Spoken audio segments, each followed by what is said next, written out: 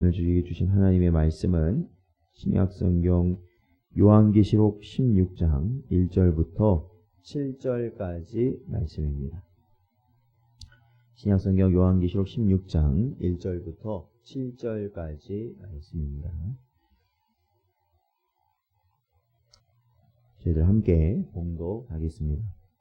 또 내가 들으니 성전에서 큰 음성이 나서 일곱 천사에게 말하되 너희는 가서 하나님의 진노의 일곱 대접을 땅에 쏟으라 하더라.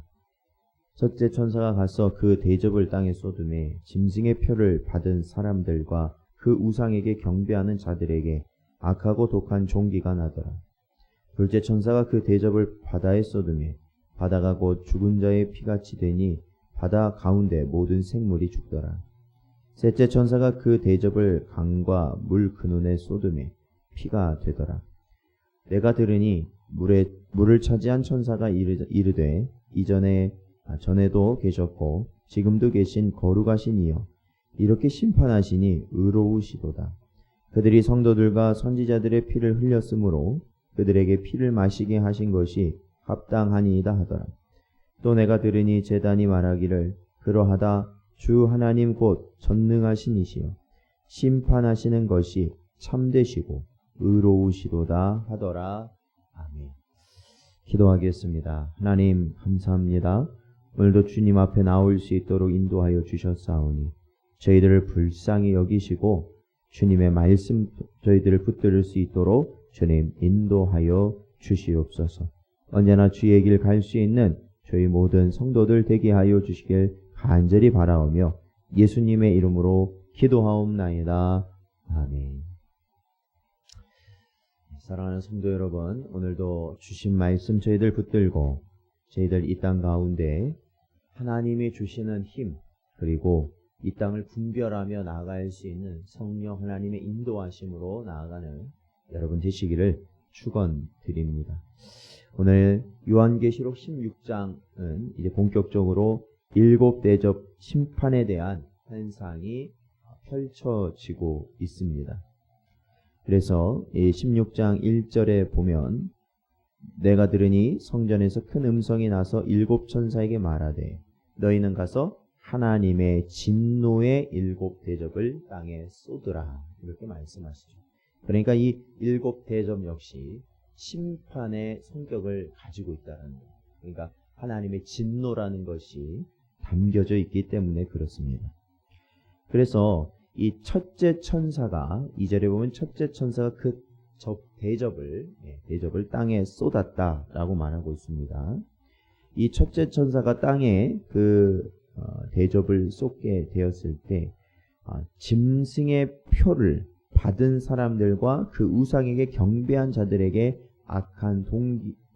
악하고 독한 종기가 났다. 피부병이 났다라는 것인데, 그러니까 여기서 짐승의 표라는 것은 저희가 앞서 살펴보았던 이 요한계시록 13장에 보면 666이라는 이 짐승의 표가 있습니다. 근데 이제 보면은 그 짐승의 표가 없으면 아무것도 할 수 없는 것이죠. 뭐 매매도 할 수 없고, 그러니까 매매를 할 수 없다라는 것은 기본적으로 이 사회 활동, 그러니까 여러 가지를 할 수 없는 그러한 제약을 갖게 되는 상황이었는데, 그때 그 표를 받은 자들이 어떻다라는 거예요. 이 심판을 받게 될 것이다. 이 하나님의 진노의 잔을 그들이 마시게 될 것이다 라는 겁니다.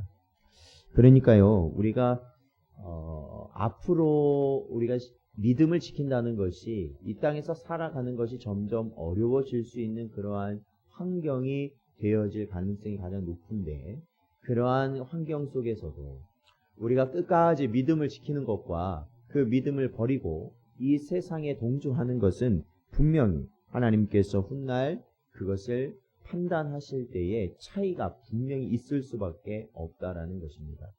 특히 오늘 이 마지막 일곱 대접 심판 가운데 첫 번째는 바로 그 666의 표를 받고 이 세상에 동조하는 자들이 결국 이러한 저주를 받게 될 것이다 라고 기록하고 있는 것이죠. 요한계시록 14장 12절 말씀 보면 성도들의 인내가 여기 있나니 그들은 하나님의 계명과 예수에 대한 믿음을 지키는 자다라고 기록되어 있습니다. 사랑하는 성도 여러분, 그러므로 우리 성도들은 끝까지 인내하는 것이 복되다라는 것을 기억하시고, 그리고 그 인내는 무엇을 인내하는 것인가? 하나님의 계명을 지키는 것, 그리고 예수에 대한 믿음을 지키는 것이다. 언제나 이러한 인내가 여러분의 삶 가운데 드러나는 성령 충만한 삶을 살아가시기를 주의 이름으로 축원드립니다. 그리고 이어서 3절과 4절을 보면 둘째 천사와 셋째 천사가 대접을 붙습니다. 근데 이걸 보면 이 모든 물이 하나님의 저주를 받게 됩니다. 즉 바다, 먼저 둘째 천사는 바다가 그렇고 셋째 천사는 강, 이게 민물이죠. 소위 말하는 민물, 모든 물의 근원이 바로 피로 변하게 됩니다. 그래서 이 바다 생물 같은 경우에는 전부가 다 죽게 된다. 다른 생물도 마찬가지겠죠. 물에 사는 생물들이 이것이 피로 변한다면 살아갈 수가 없기 때문에 그렇습니다. 이것은 마치 그 출애굽할 때 하나님께서 애굽에 내리신 그 나일강이 피로 변하게 되는 그 사건과도 유사한 것이죠. 그때 하나님이 내리신 심판입니다. 근데 이 심판에 대해서 6절에 보면 왜 하나님께서는 이러한 심판을 내리셨는지 그 이유를 말씀하고 있습니다. 그것은 6절에 보니까 그들이 성도들과 선지자들의 피를 흘렸으므로 그들에게 피를 마시게 하신 것이 합당하다라고 천사가 그렇게 선포하고 있는 것이죠. 그러니까 하나님께서 이렇게 물을 피로 변하게 하신 것이 합당하고 의로운 결과다라고 말을 하는데, 그 이유는 이 땅 가운데 이 세상이 어떻게 했다는 거예요? 하나님의 성도들과 선지자들의 피를 흘렸다. 순교의 피를 흘렸다라는 것이죠. 핍박과 또한 그걸로 인한 심한 박해가 이 땅에 있었기 때문에 하나님께서는 결국에는 그것을 아시고 그에 대한 합당한 심판을 내리신 것이 바로 이 물들을 피로 변하게 하신 것이다 라는 겁니다.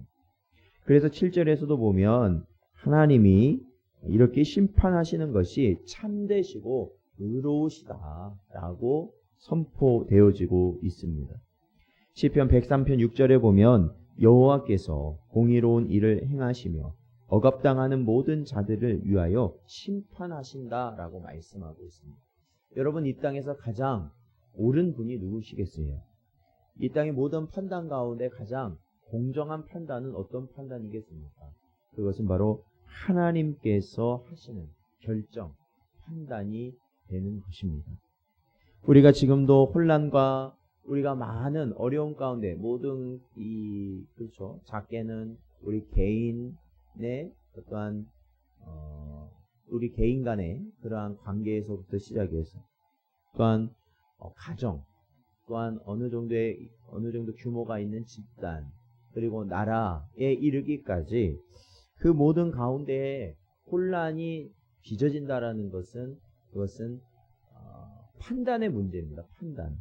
그것은 서로 간의 판단이 다르기 때문에 그래요. 그러니까 선의 기준이 다르기 때문에 그걸 가지고 항상 서로를 어떻게 보면 공격하고 그걸로 인해서 굉장히 어려운 그러한 상황에 처하게 되는 것이죠.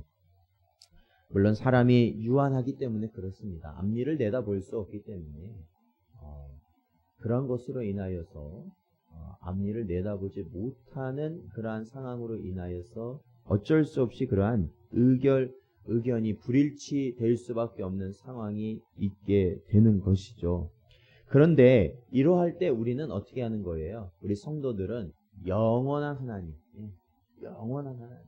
시작부터 끝, 그죠? 이 알파와 오메가, 하나님께서 이 모든 것을 지으시기 전부터 존재하신, 영원 전부터 계신 그 하나님께서 바로 이 모든 땅을 다스리시고 섭리하시고 주관하시기 때문에 우리는 그 하나님을 온전히 바라보면서 하나님의 말씀을 기준으로 함으로 인하여서 우리가 살아가게 되는 것입니다. 그러니까 날마다 우리는 어떻게 해야 돼요? 우리 자신이 말씀 앞에 어떻게 돼요? 복종하는 삶이 되어져야 된다라는 겁니다. 내 의견, 내 생각, 그리고 내 판단이 중요한 게 아닙니다. 가장 중요한 것은 내 자신이 말씀 앞에 순종하는 겁니다. 그렇죠? 그리고 그 개인 간의 관계에서도 서로의 자신의 의견이 아니라 하나님 말씀 앞에 순종하는 것이고, 가정도 마찬가지죠. 가정도 부모와 자녀, 형제 모두가 어떻게 돼요? 하나님의 말씀 앞에 모두 순종할 수 있어야 하는 것입니다. 그리고 집단도 마찬가지입니다. 그렇게 해 나가는 거예요. 그리고 그것이 온전히 이루어지는 곳이 어디예요? 하나님 나라라는 것이죠. 사랑하는 성도 여러분, 우리는 불의한 땅을 살아가고 있어요. 아무리 공정하게 뭔가 결정이 되는 것 같아도 결국에는 치우칠 수밖에 없고 불합리할 수밖에 없는 것이 이 땅입니다. 우리는 이 땅에서 주님이 오실 날과 그 나라를 기다리고 소망하고 고대하며 살아갑니다. 그것은 완전한 의를 향하여 나아가고자 하는 우리의 심령이 우리 안에 있기 때문에 그렇습니다. 그날의 완성이신 바로 주님이 다시 오시는 날, 그리고 심판이 이루어지는 그 날을 늘 고대하며 살아가시기를 바랍니다. 오늘 하루도 하나님의 크신 은혜를 여러분 바라보면서 온전히 하나님께서 허락하신 그 은혜 가운데 충만한 삶을 살아가시는 여러분 되시기를 축원드립니다. 오늘도 주신 말씀 붙들고 저희들 함께